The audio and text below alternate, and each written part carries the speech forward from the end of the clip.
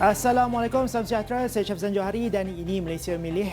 Berbaki 2 hari lagi sebelum seluruh rakyat Malaysia, pengundi-pengundi yang mendaftar secara automatik terutamanya akan menunaikan tanggungjawab masing-masing. Dan 2 hari inilah hari yang paling kritikal dalam bagi rakyat untuk buat keputusan yang bagi pada pandangan mereka keputusan yang tepat untuk memilih calon-calon untuk dibawa ke Dewan Rakyat. Dan tumpuan bagi blok pertama pada jam 5 petang ini adalah terarah di negeri Sabah, terutama sekali di kerusi Tenom.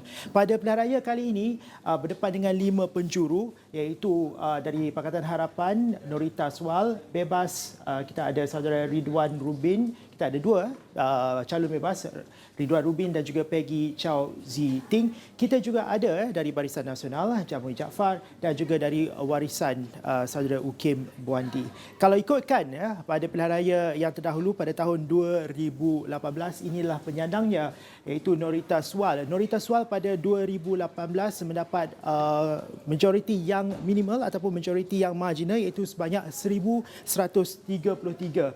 1133 menjadikan ini sebagai kerusi yang marginal. Dan dalam pilihan raya kali ini dengan pelbagai ketidaktentuan terutama sekali dalam aspek jumlah pengundi baru dan juga undi 18, ini menjadikan kawasan juga sebagai kawasan yang sebagai kerusi panas.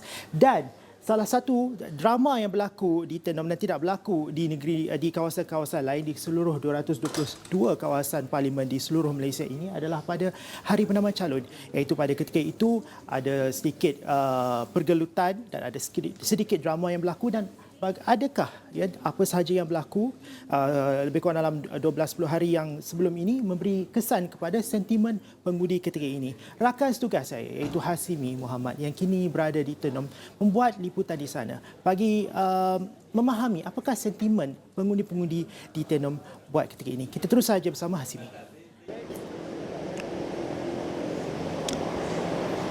Baik, terima kasih rakan tugas di studio. Kalau semalam kita melihat kepada tumpuan di kerusi Parlimen Sempurna, kerusi Kelabu, yang mana usaha-usaha calon di kerusi Parlimen tersebut yang mahu memutihkan kerusi Kelabu di Parlimen Sempurna. Untuk hari ini tumpuan adalah terarah kepada kerusi Parlimen Tenom yang juga merupakan satu kerusi tumpuan di Sabah ini, yang mana untuk PRU 15 kita akan menyaksikan saingan 5 penjuru di kerusi Parlimen Tenom melibatkan penyandangnya iaitu calon daripada Pakatan Harapan Norita Swal, dan juga akan diberikan saingan daripada calon Barisan Nasional Datuk Jamawi Jaafar. Kita juga ada Ukim Buandi dari Parti Warisan serta 2 calon bebas iaitu Ridwan Rubin dan Peggy Chow Zi Ting. Menariknya di sini secara teknikalnya juga kita melihat kepada pertembungan penyokong GRS itu sendiri.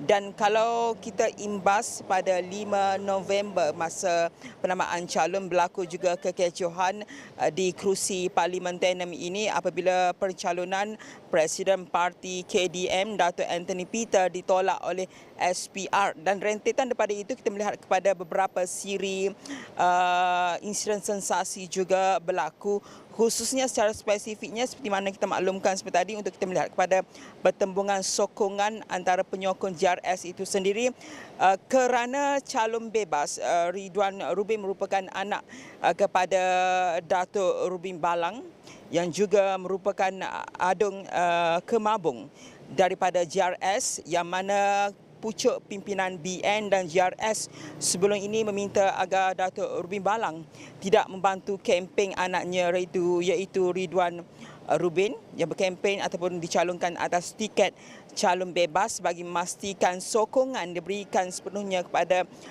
calon BN iaitu Datuk Jamawi Jaafar yang bertanding di parlimen tersebut.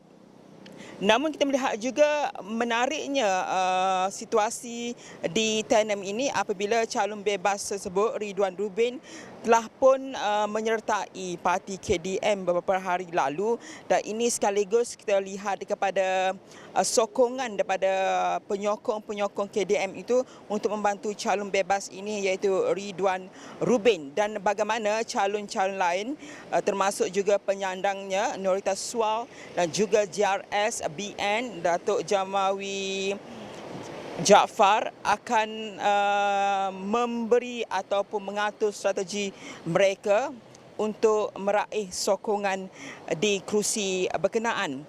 Dan juga kalau kita melihat semalam juga kajian daripada Elektorat dan Geopolitik Borneo UMS, antaranya menyatakan BN ketika ini masih lagi berada 50-50 untuk menang di kerusi Parlimen Tenem.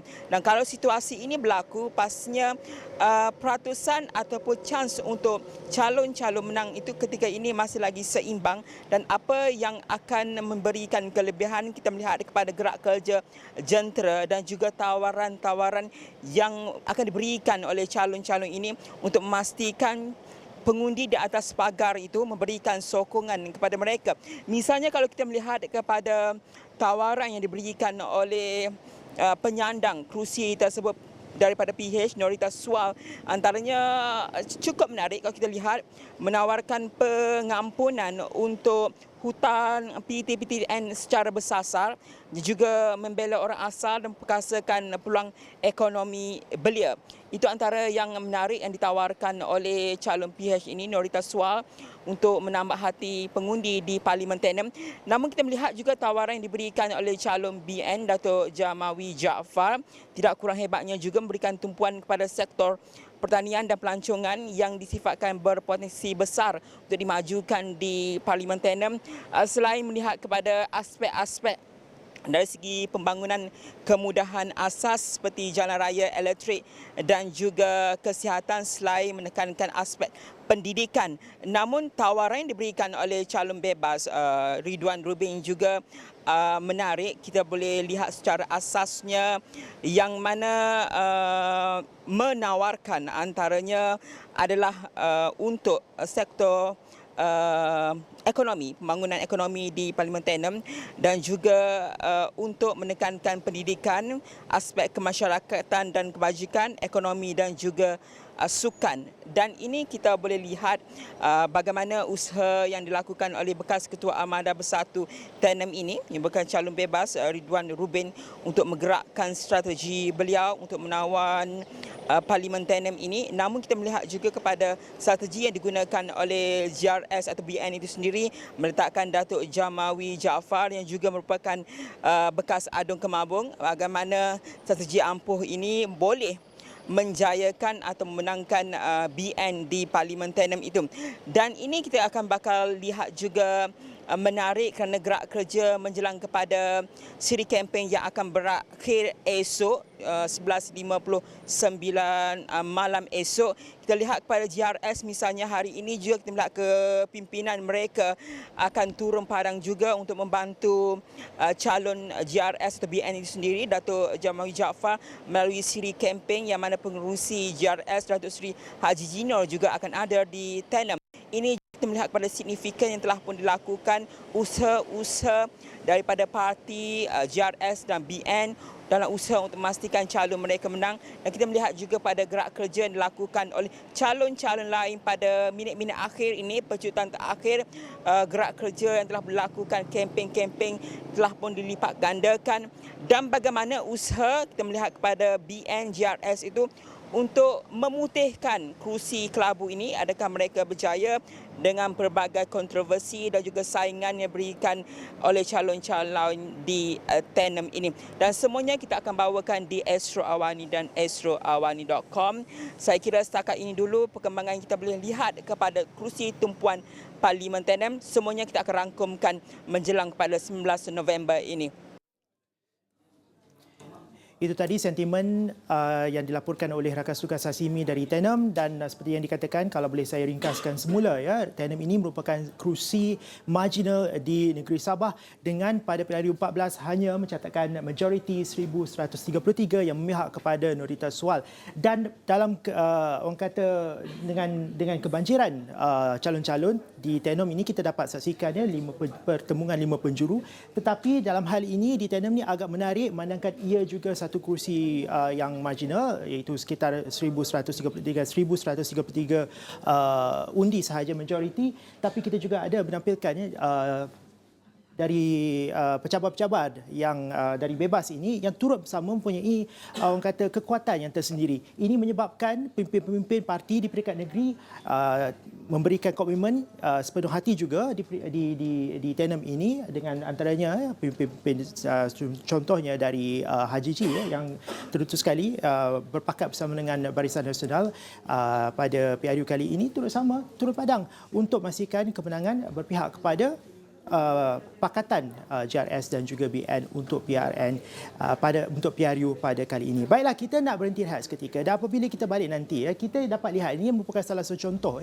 yang berlaku di Tenem. Tetapi pertemuan banyak penjuru ini berlaku di banyak tempat di semua 222 kerusi-kerusi parlimen di seluruh Malaysia. Dan ini menyebabkan ramai kalangan pengundi-pengundi masih lagi gagal untuk gagal untuk menentukan parti ataupun calon manakah yang mereka mahu pilih pada PRU pada 19 November nanti. Berbaki 2 hari lagi.